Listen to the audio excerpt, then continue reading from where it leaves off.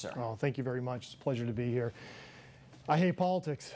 It is the dirtiest, nastiest business, if you want to call it that, on the face of the earth. The reality is that we live in a state that was once called the Empire State, but it's become a vampire state, sucking the lifeblood out of your home, out of our communities, out of small businesses.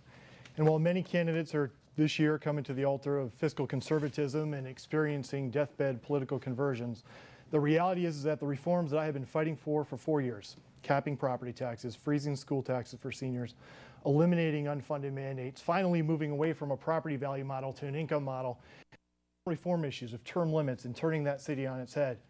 Those reforms weren't needed yesterday. They were needed 15 years ago.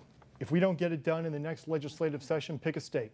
Arizona, I personally like Texas, South Carolina, Georgia, Florida, wherever you want to go. But there's no reason to stay in a state where we are forcing seniors out of their homes, we're forcing small business owners out of the state, and working families are merely hamsters in a wheel. I have fought against over 180 tax increases. I have voted against over $300 billion in bloated state spending. I was the only Republican in the state to stand up and ask Joe Bruno to step down 2 years before his indictment. If you're a blue-collar family like mine, times are tough, and it's time to get this state back on track. And the last thing we want to do, we have to have checks and balances in Albany, is send another Democrat up to Albany and tell them, here's another vote, because we will never be able to repeal the MTA payroll tax.